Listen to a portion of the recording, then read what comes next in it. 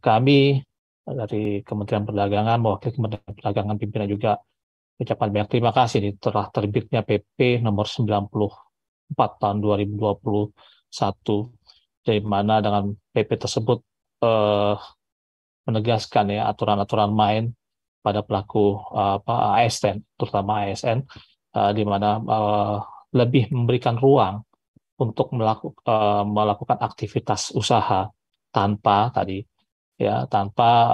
melanggar ketentuan-ketentuan apa yang telah disyaratkan di dalam PP tersebut.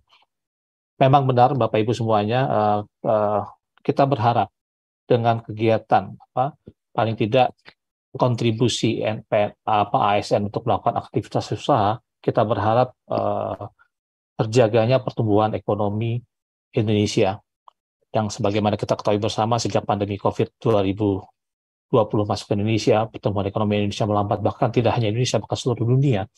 Dan kita bersyukur di akhir tahun 2022 kemarin, pertumbuhan ekonomi Indonesia tetap terjaga di angka 5,3%. Nah, hal ini pertumbuhan ekonomi Indonesia ini relatif tinggi dibandingkan negara-negara lain tentunya, Bapak Ibu semuanya, dibandingkan seperti Amerika Serikat, Korea Selatan yang mencapai hanya 2,6%, RRT yang 3%, bahkan Uni Eropa sekalipun yang mencapai 3,6%. Nah, ini juga merupakan kabar yang sangat baik sekali. Kita bisa menjaga momentum pertumbuhan ekonomi Indonesia walaupun di tengah pandemi COVID-19 ini. Selanjutnya juga, sebagaimana kita ketahui bersama di akhir-akhir tahun 2022, bahkan awal tahun 2023, inflasi beberapa negara juga mengalami peningkatan yang luar biasa, dan kembali lagi Indonesia tetap menjaga inflasinya di akhir tahun 2022 yang masih sekitar antara 5,51% saat itu, dan bahkan sekarang juga angkanya lebih turun lagi, terus menurun.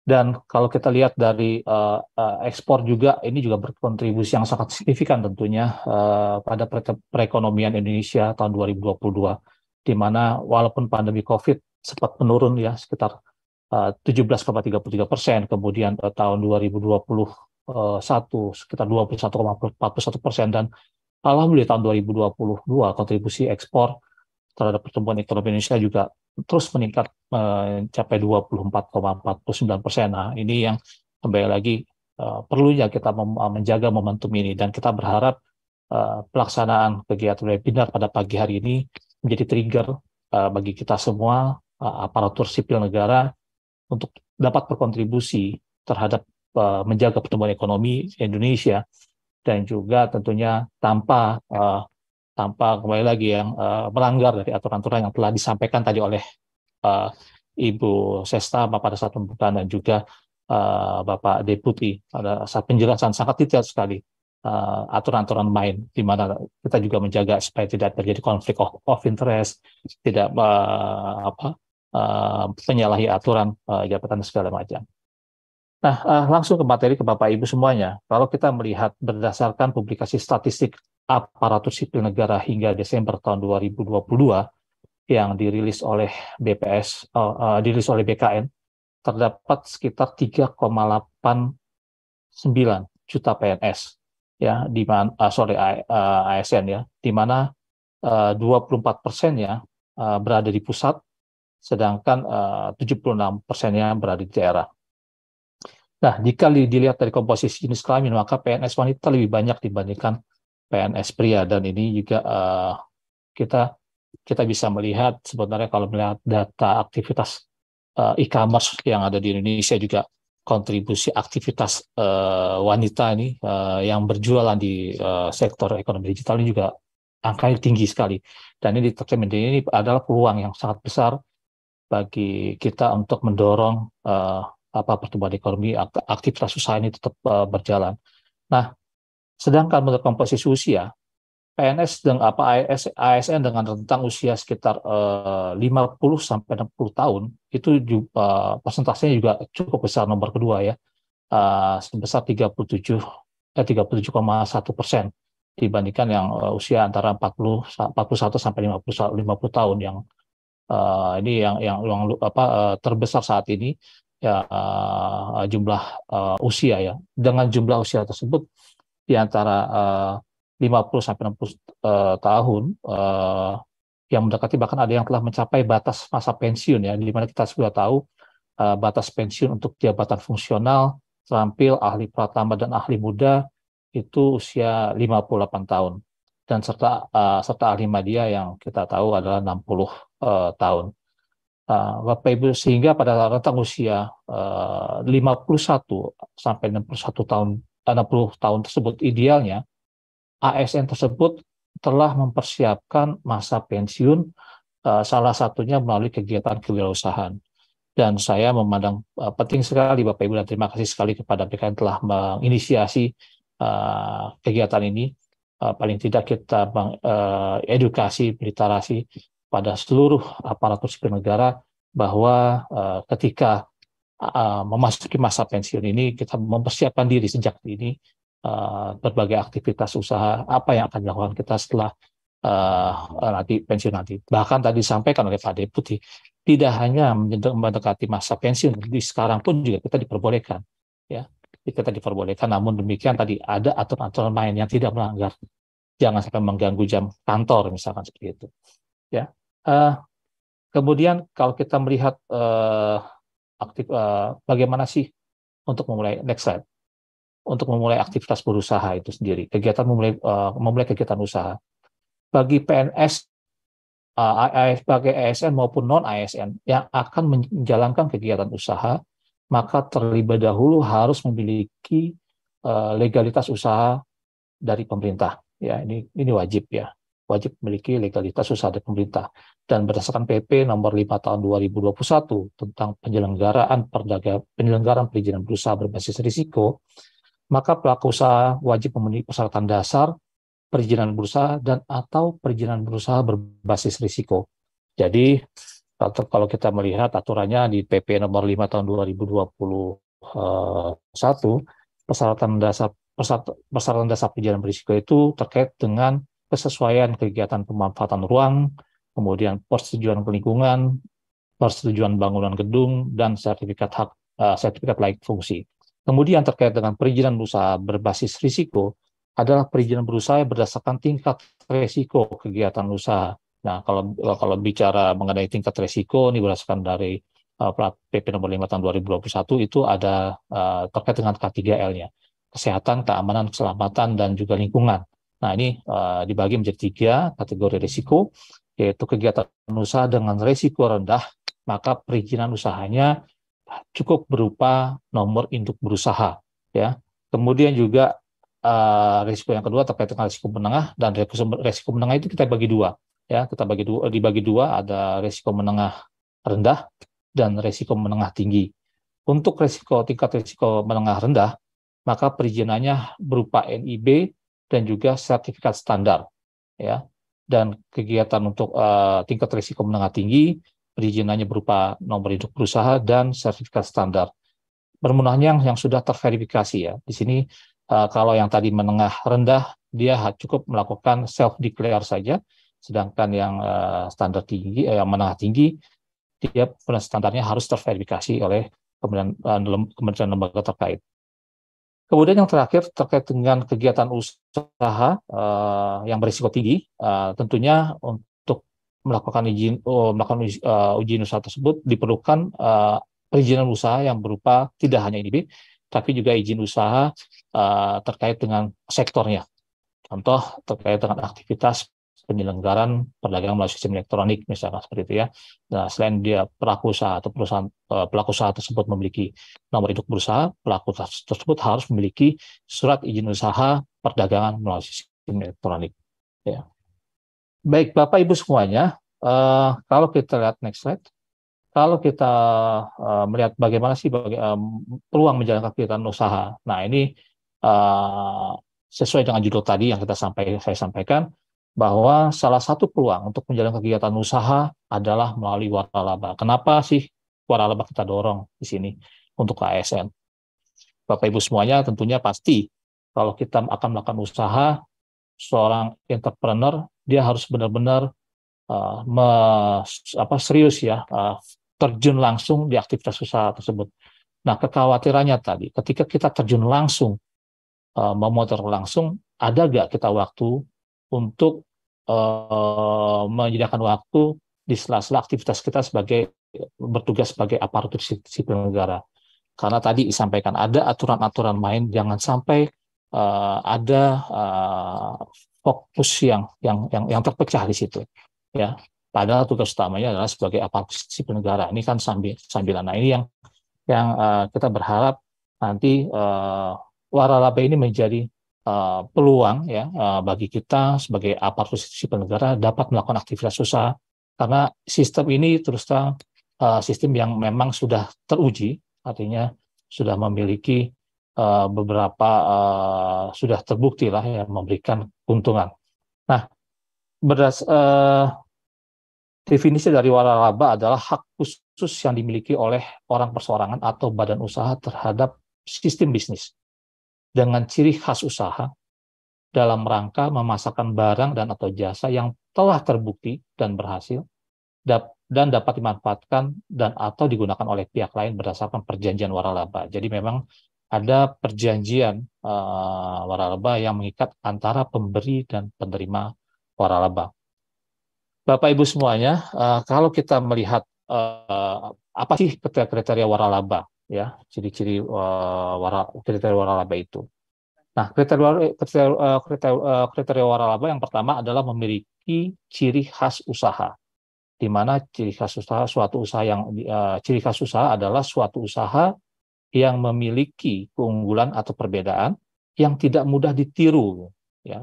Ciri khas usaha itu tidak mudah ditiru dibandingkan dengan usaha lain sejenis dan membuat konsumen selalu mencari ciri khas dimaksud.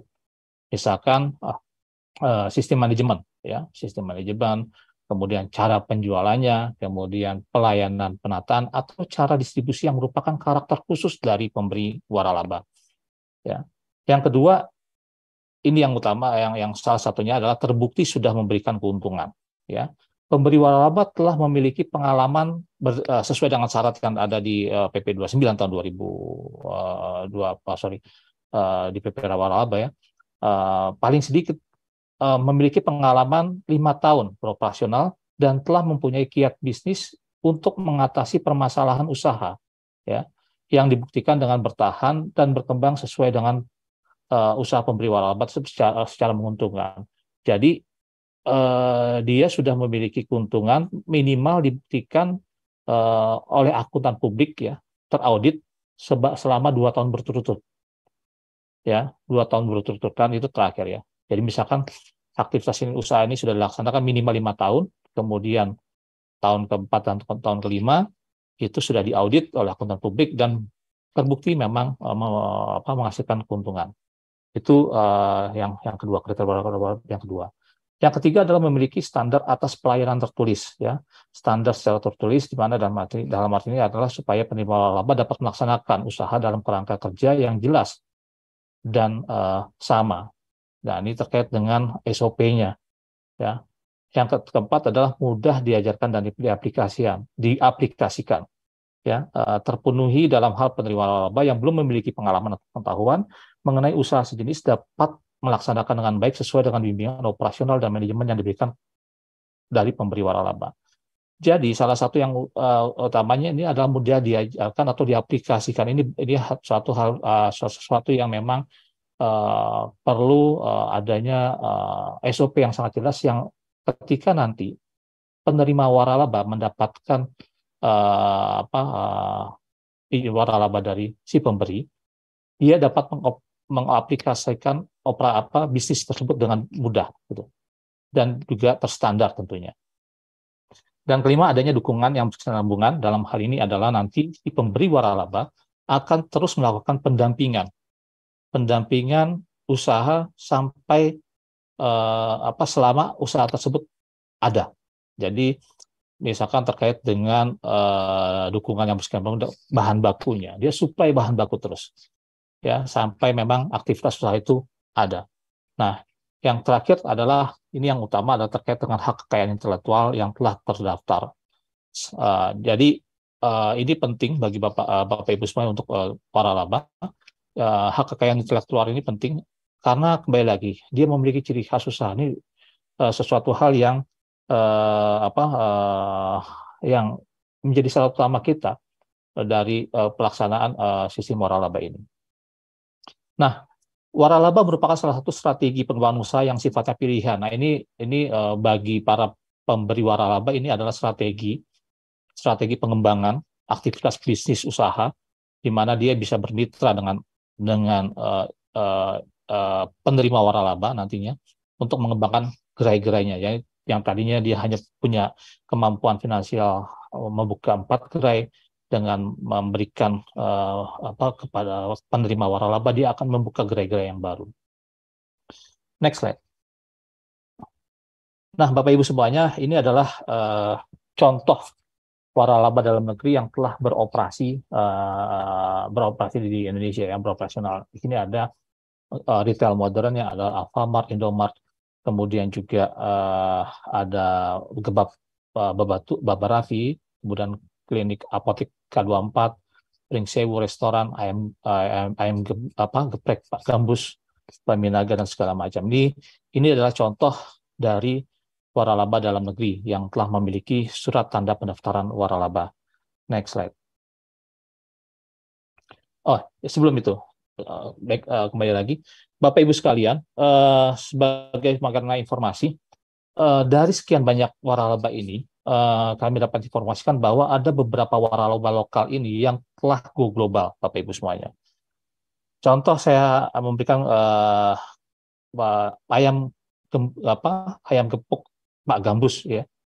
Sebagai kami mendapat informasi bahwa ayam gepuk Pak Gambus sudah membuka gerai di Malaysia sebanyak 50 gerai.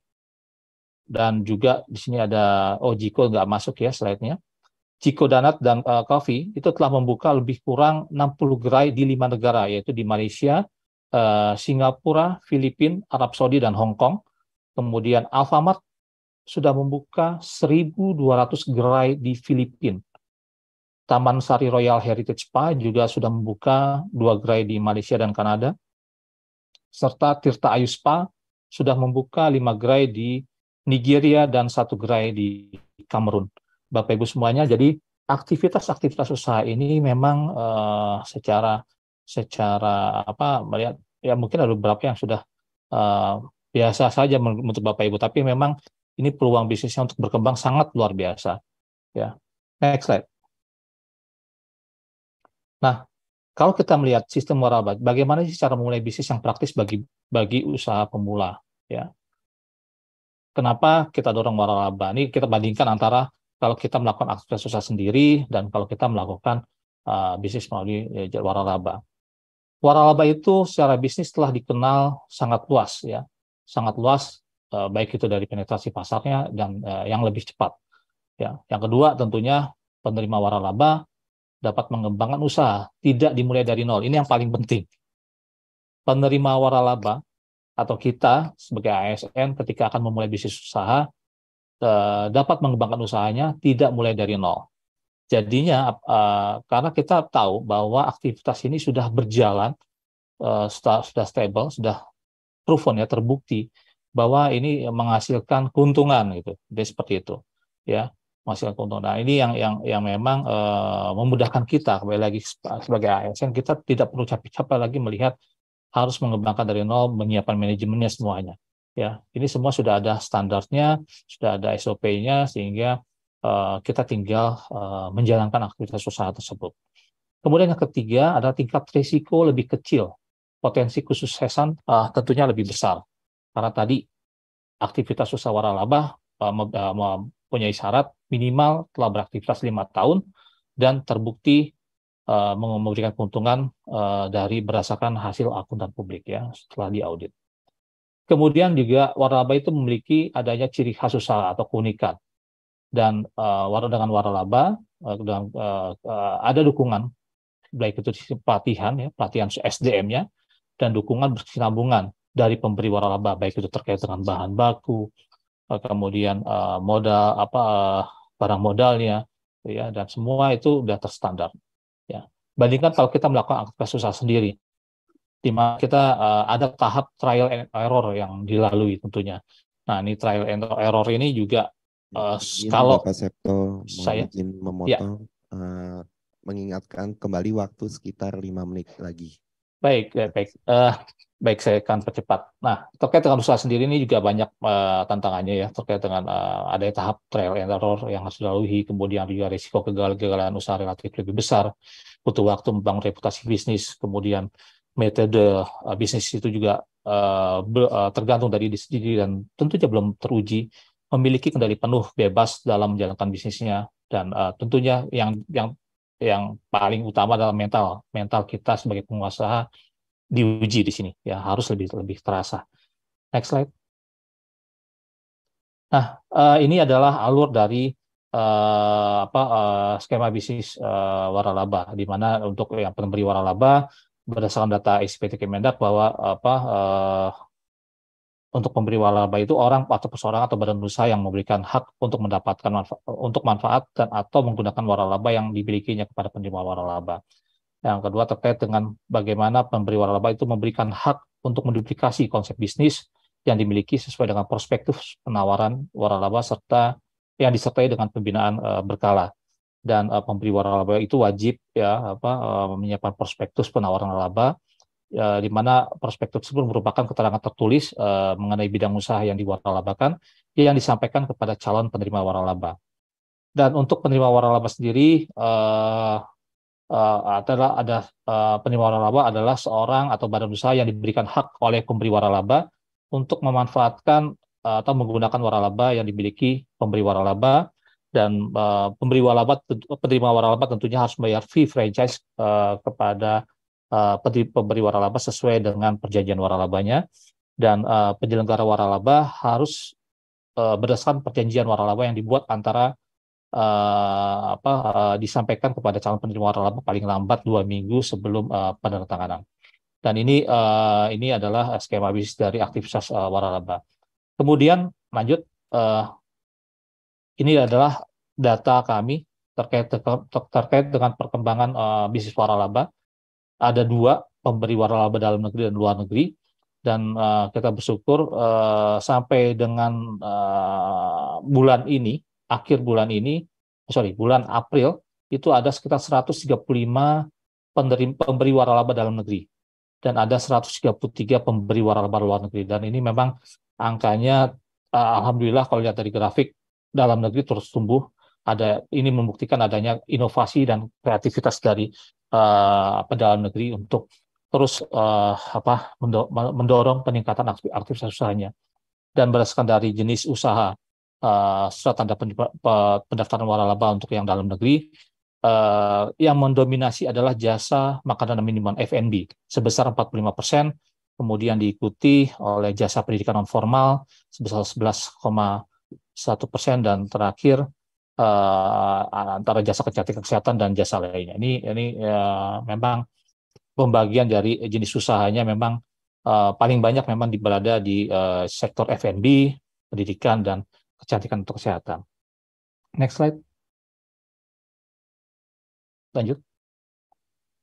Nah, ini adalah alur dari pendaftaran waralaba, di mana pengajuan permohonan waralaba dilakukan secara elektronik melalui sistem OSS, dan pelaku usaha memiliki KBLI yang akan diwaralabakan, kemudian memilih PBM waralabanya, serta mengunggah dokumen sesuai dengan jenis waralaba yang dipilih. Dan untuk kewenangan pusat diunggah melalui portal SPT, dan untuk kewenangan daerah diunggah melalui sistem online single submission OSS. Dan verifikasi dilakukan selama 2 hari kerja Bapak Ibu semuanya. Jadi aktivitas ini perizinan secara online, semuanya full online, dengan melampirkan dokumen lengkap dan benar serta tidak dipungut biaya. Intinya itu, tidak dipungut biaya. Next slide. Nah, ini adalah kewajiban dari pelaku usaha waralaba. Nah, ketika Bapak Ibu memiliki menjadi waralaba, maka waralaba itu harus memiliki STPW, surat tanda pendaftaran waralaba. Kemudian pelaku usaha waralaba harus menggunakan logo waralaba, kemudian menyampaikan laporan kegiatan tahunan usaha tahunan, serta melakukan pembinaan kepada penerima waralaba. Ini wajib dilakukan oleh pelaku usaha waralaba. Sekian ya yang dapat saya sampaikan Bapak Ibu semuanya. Kami berharap dengan informasi ini dapat memberikan gambaran aktivitas usaha apa yang bisa kira-kira dirintis oleh Bapak Ibu semuanya, sehingga tadi harapan-harapan yang disampaikan oleh Ibu Sestama dan Bapak Deputi bahwa sebenarnya ASN ini bisa melakukan aktivitas usaha loh untuk meningkatkan tadi kesejahteraan ekonomi, ya, bukan ASN tidak sejahtera ya, tapi memang kita bisa lebih meningkatkan kreativitas kita, meningkatkan inovasi kita dalam rangka aktivitas usaha. Saya rasa itu yang dapat saya sampaikan, Bapak Ibu semuanya. Terima kasih. Mohon maaf atas segala kekurangan. Wabillahi taufiq wal hidayah. Wassalamualaikum warahmatullahi wabarakatuh.